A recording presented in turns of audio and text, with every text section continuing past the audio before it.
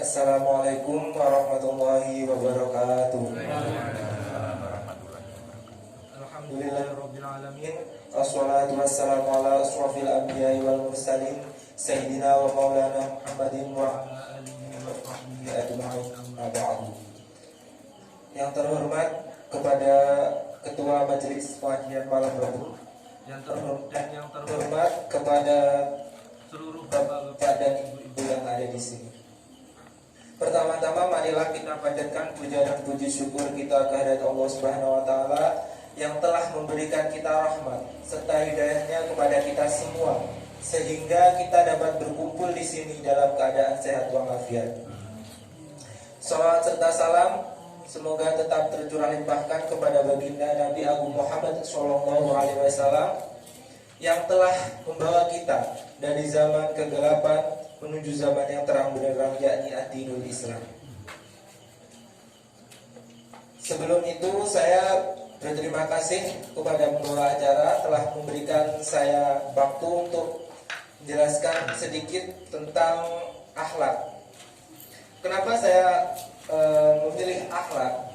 Karena pada zaman sekarang ini banyak orang bahkan di kalangan remaja itu kurang akan minimnya pengetahuan tentang akhlak. Karena sesungguhnya akhlak ini merupakan suatu hal yang penting yang harus ditanamkan pada diri kita, baik itu akhlak pada diri kita sendiri, akhlak pada sesama manusia, ataupun akhlak kepada sesama makhluk yang ada di muka bumi ini. Karena sesungguhnya akhlak ini bisa meninggikan derajat kita, bisa menambah kedudukan, meninggikan derajat, bahkan meninggikan pangkat-pangkat kita. Begitu sangat penting akhlak dalam kehidupan sehari-hari kita. Bapak-bapak dan ibu-ibu yang saya hormati, Islam merupakan agama yang dibawa oleh baginda kita Nabi Muhammad SAW. Beliau di muka bumi ini tidak hanya untuk kita mengisyaratkan kepada kita untuk melaksanakan ibadah sholat, ibadah puasa.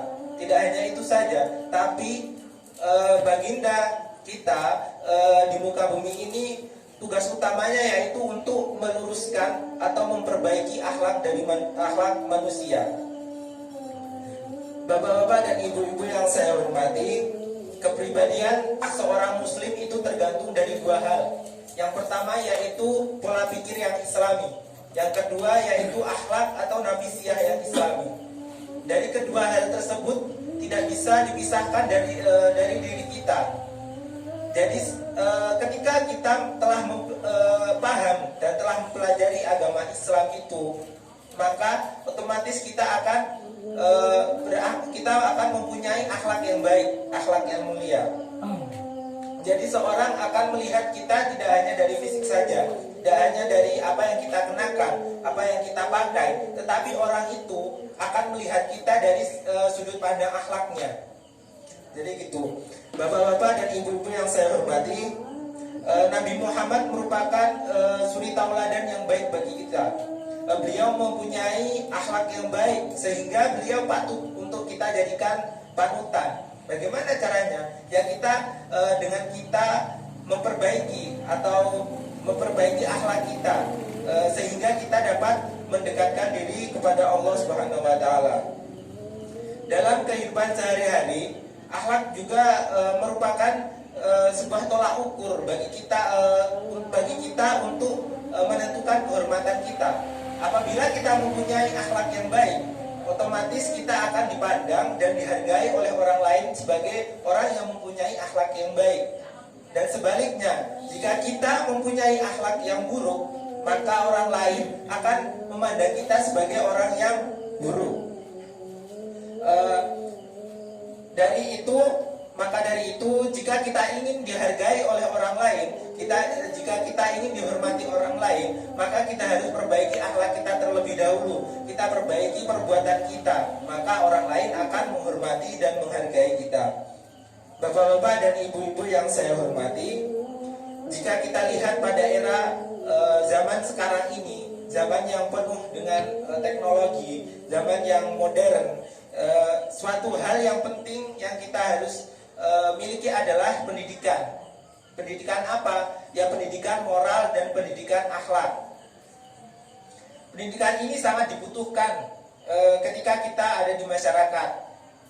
Ketika kita ada di masyarakat, khususnya pada kalangan remaja, karena ini merupakan kalangan remaja ini merupakan generasi penerus bangsa. Ketika bangsa kita ingin bangsa kita baik, maka harus memimpin atau generasi-generasi penerusnya itu harus mempunyai akhlak-akhlak yang baik, maka negara kita akan menjadi negara yang baik. Dalam hal ini, dalam pembentukan moral ini, peran dari guru serta orang tua merupakan peranan sangat penting, merupakan peranan yang sangat penting ketika kita dalam pembentukan moral dan akhlak. Jadi peranan dari orang tua itu sangat mempengaruhi atas moral dan akhlak dari seseorang. Bapak-bapak dan ibu-ibu yang saya hormati, menjaga moral dan akhlak yang baik merupakan sebuah tiang yang kokoh untuk jiwa kita. Apabila akhlak kita atau tiang kita roboh atau hancur, maka jiwa kita juga akan roboh, jiwa kita akan hancur. Ingat, akhlak yang sesuai dengan tuntutan agama Islam itu merupakan hanya bisa dilakukan oleh seseorang yang telah memahami agama Islam itu.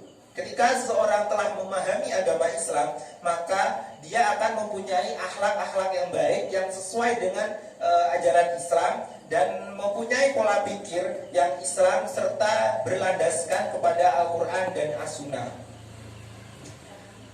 Mungkin cukup itu saja yang bisa saya sampaikan. Kurang lebihnya mohon maaf. Ihdinas siratal mustaqim. Wassalamualaikum warahmatullahi wabarakatuh.